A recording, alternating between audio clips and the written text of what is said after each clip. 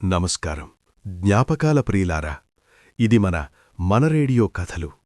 ఈరోజు మనం ఒక అద్భుతమైన టైం మెషీన్ ఎక్కుదాం. ఆ మెషీన్ మనల్ని నేరుగా ప్లాస్టిక్ చైర్లు, ఏసీలు, పీవీఆర్లు లేని కేవలం మట్టి వాసన, చెమట వాసన, ఎర్రటి ఇటుకల గోడలున్న పాతకాలపు సినిమా టాకీసుల ముందర దించుతుంది. సిద్ధంగా ఉన్నారా? ఆ రోజుల్లో సినిమా అంటే కేవలం 3 గంటల వినోదం కాదు, అదొక పండగ, అదొక జాతర, అదొక ఎమోషన్. శుక్రవారం వచ్చిందంటే ఊరంతా ఒకటే టెన్షన్. కొత్త సినిమా పోస్టర్ గోడమీద కనిపించగానే ఆ పోస్టర్ డిజైన్ చూసి సగం సినిమా స్టోరీ గెస్ చేసేవాళ్లం. మన హీరో ముఖం ఎంత పెద్దగా ఉంటే ఆ సినిమా అంత పెద్ద హిట్ అని ఫిక్స్ అయిపోయేవాళ్లం. ఆ పోస్టర్ మీద ఎవరైనా వేరే హీరో ఫ్యాన్స్ పేడ చల్లితే ఇక ఊళ్ళో చిన్నపాటి యుద్ధమే జరిగేది. ఆ రోజుల్లో ఆడియో క్యాసెట్లు సినిమా కంటే ముందే రిలీజయ్యేవి.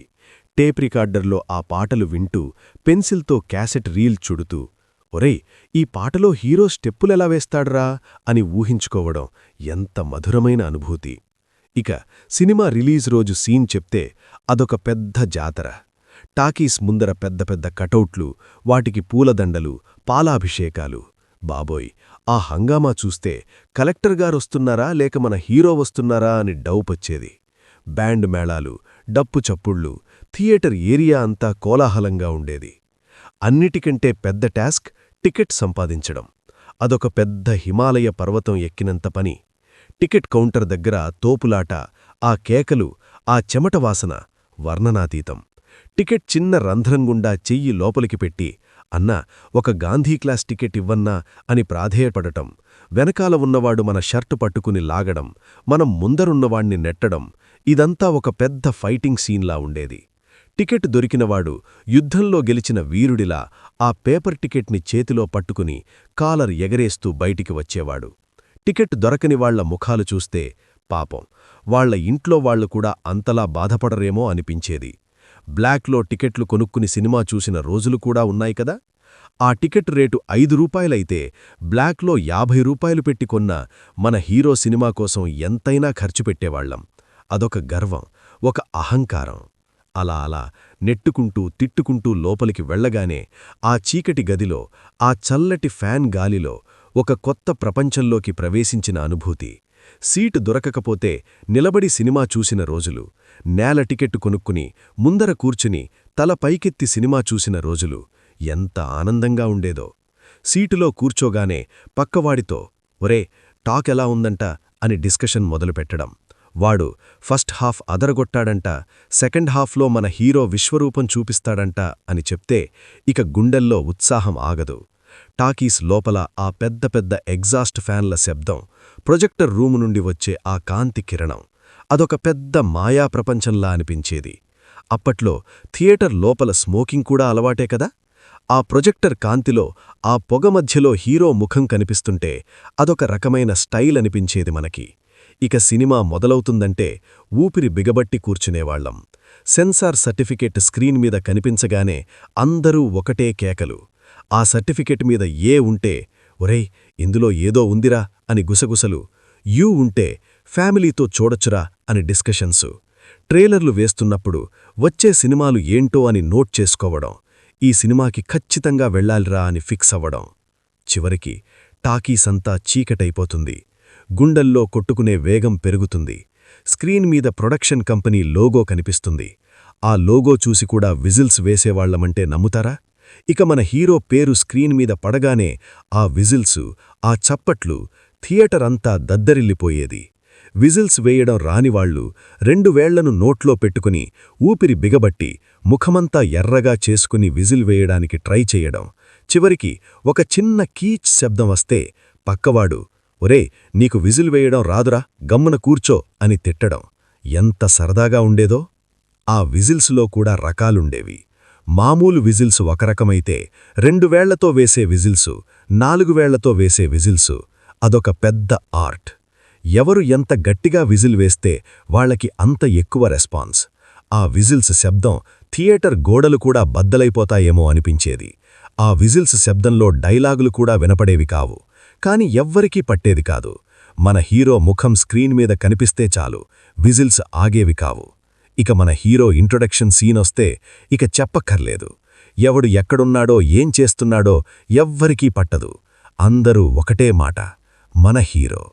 ఆ స్లో మోషన్ ఎంట్రీ, ఆ బ్యాక్గ్రౌండ్ స్కోర్, ఆ సీన్ చూసి గుండెల్లో వచ్చే ఆ ఫీలింగ్ అదొక పెద్ద డ్రగ్ లాంటిది. మన హీరో గాలిలోకి ఎగిరి విలన్ని కొడితే మనమే కొట్టినంత ఆనందం.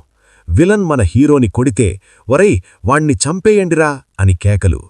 మన హీరో పాట వస్తే థియేటర్ అంతా సినిమా టాకీసులో విజిల్సు, పేపర్ ముక్కల వర్షం.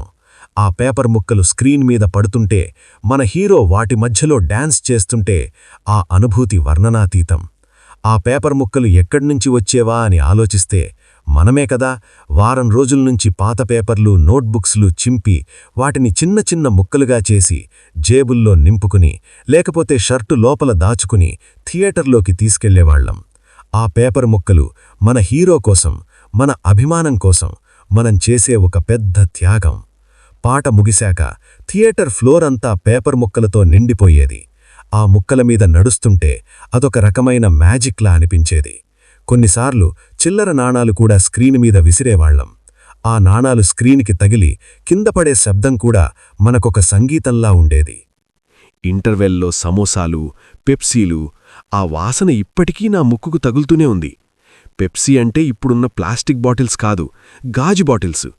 గోల్డ్ స్పాట్, థమ్సప్, కాంపాకోలా, ఆ బాటిల్ మూత తీయగానే వచ్చే ఆ గ్యాస్ శబ్దం ఎంత బాగుండేదో. సమోసాలంటే ఇప్పుడున్న ప్లేట్లో ఇచ్చేవి కావు, న్యూస్ పేపర్ కాగితంలో చుట్టిచ్చే వేడివేడి సమోసాలు. ఆ సమోసా తింటూ పక్కవాడితో సెకండ్ హాఫ్లో ఏం జరుగుతుందంట అని డిస్కషన్సు. బాత్రూంకి వెళ్లాలంటే అదొక పెద్ద సాహసం. ఆ వాసన, ఆ తోపులాట. కాని సినిమా కోసం అవన్నీ భరించేవాళ్లం. సెకండ్ హాఫ్ మొదలవగానే మళ్లీ విజిల్సు, చప్పట్లు. సినిమా క్లైమాక్స్కి వస్తుంటే గుండెల్లో టెన్షన్ పెరుగుతుంది. మన హీరో విలన్ని చంపేస్తాడా లేదా అని ఆందోళన. మన హీరో విలన్ని చంపేశాక అందరూ ఒకటే కేకలు, చప్పట్లు. సినిమా అయిపోయాక బయటికి రాగానే ఒక పెద్ద విజయం సాధించిన అనుభూతి. ఆ చీకటి నుండి బయటి వెలుతురులోకి రాగానే మన కళ్ళు ఒక నిమిషం పాటు బ్లర్ అయిపోయేవి. బయటికి రాగానే ఆ సినిమా గురించి డిస్కషన్స్ మొదలయ్యేవి. ఒరేయ్, ఆ ఫైటింగ్ సీన్లో మన హీరో ఇద్దర్నీ ఒకేసారి ఎలా కొట్టాడ్రా అని ఆశ్చర్యం. ఆ పాటలో మన హీరో డాన్స్ అదిరిపోయిందిరా అని పొగడ్తలు. ఆ డైలాగు ఎంత బాగుందోరా అని గుర్తు చేసుకోవడం. అలా నడుచుకుంటూ, సైకిల్ మీద, ఆటోలో ఆ సినిమా గురించే మాట్లాడుకుంటూ ఇంటికి వెళ్లేవాళ్లం. ఇంటికి వెళ్ళాక కూడా ఆ సినిమా ప్రపంచంలోనే ఉండేవాళ్లం. ఆ హీరోలాగా నడవడానికి, మాట్లాడ్డానికి ట్రై చేసేవాళ్లం. ఈ రోజుల్లో మల్టీప్లెక్స్లొచ్చాయి. టికెట్లు ఆన్లైన్లో బుక్ చేసుకోవచ్చు. సోఫాలాంటి సీట్లు, ఏసీలు అన్నీ ఉన్నాయి. సినిమా క్వాలిటీ కూడా చాలా బాగుంది. కానీ ఆ టాకీస్లో సినిమా చూసిన అనుభూతి, ఆ విజిల్సు, ఆ పేపర్ ముక్కల వర్షం నేటి తరం పిల్లలకి ఎలా తెలుస్తుంది? ఆ టాకీసు మన జీవితంలో ఒక భాగం. ఆ జ్ఞాపకాలు మన గుండెల్లో ఎప్పటికీ పదిలంగా ఉంటాయి. ఈ కథ మీకు నచ్చిందా? మీ చిన్ననాటి సినిమా జ్ఞాపకాలను మాకు చెప్పండి. ఆ విజిల్సు, ఆ పేపర్ ముక్కల వర్షం మీకు గుర్తున్నాయా? కామెంట్ సెక్షన్లో షేర్ చేయండి. మరిన్ని ఇలాంటి జ్ఞాపకాల కోసం మన రేడియో కథలను సబ్స్క్రైబ్ చేయండి. మరో జ్ఞాపకంతో మళ్ళీ కలుద్దాం. అంతవరకు సెలవు.